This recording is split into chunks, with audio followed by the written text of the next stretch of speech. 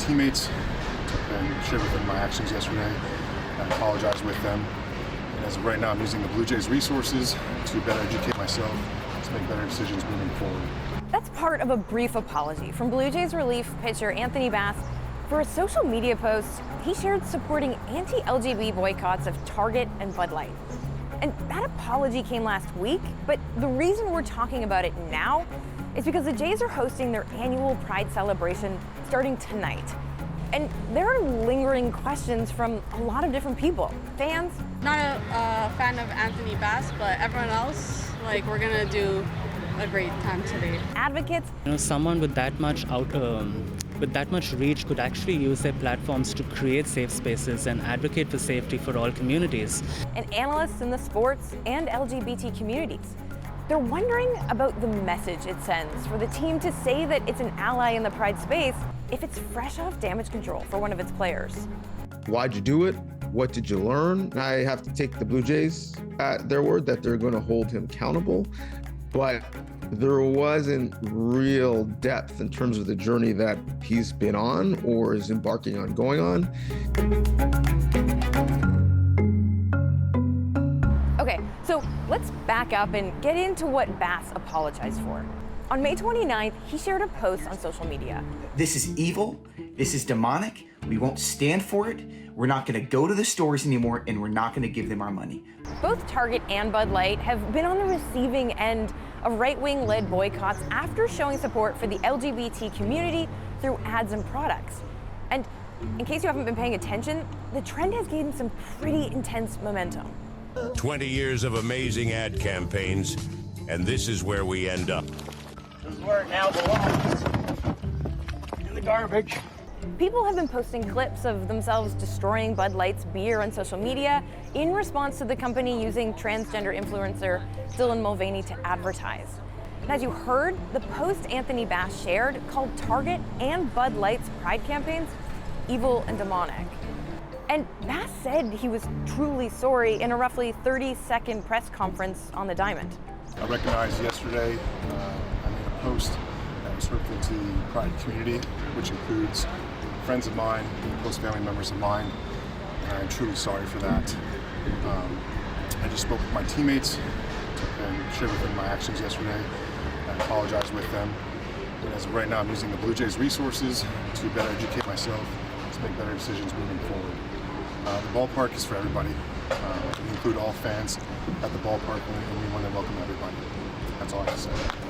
Thank you.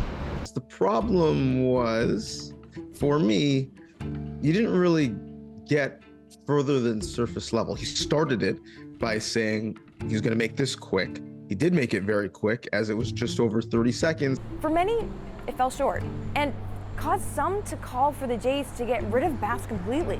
A complicated decision, say some, for the team to make. In the internal discussions, someone would certainly pose the scenario that, listen, whatever we do in this case is going to be held as the standard moving forward. So if we were to cut Anthony Bass for what he said, mainly because his play doesn't really give us a reason to keep him with this controversy, are we going to have the same stance and same willingness to make a similar decision if a better player made the same mistake? Quite frankly, we've seen in sports, the answer is often no. And so I suppose that is why he's still on the team. Bass pitched the day after the apology. It didn't go over so well, and it's cast a shadow over this year's Pride celebrations. A shadow that is not at all exclusive to the Blue Jays or even to baseball.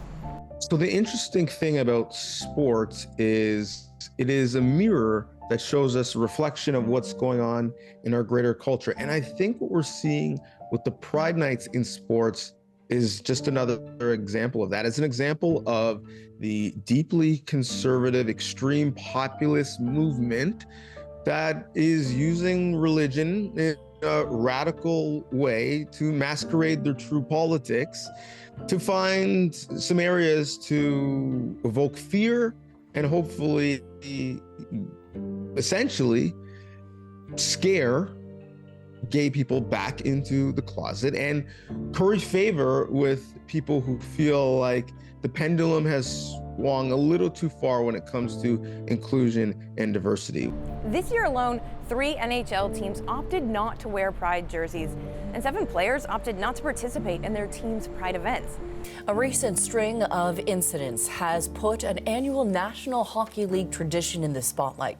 It comes after some players declined to wear rainbow-colored jerseys this season in support of the LGBTQ+ community. That's why, even separate from Bass's comments, advocates say dedication to this year's Pride event comes at a critical moment.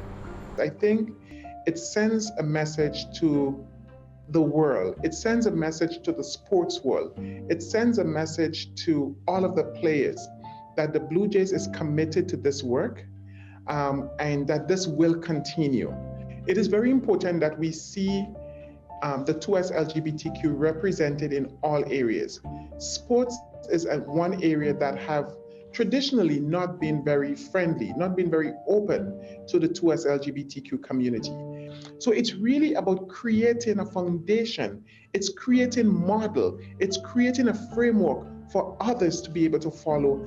Bass essentially admitted he felt bad for the scenario, but didn't really go as far as explaining much that he learned based on the words that he used. Although well-intentioned, I'm not sure the work that he's done thus far, the address to the media, and his participation during the Pride weekend events is going to eradicate some of the issues that people had with him and his feelings start.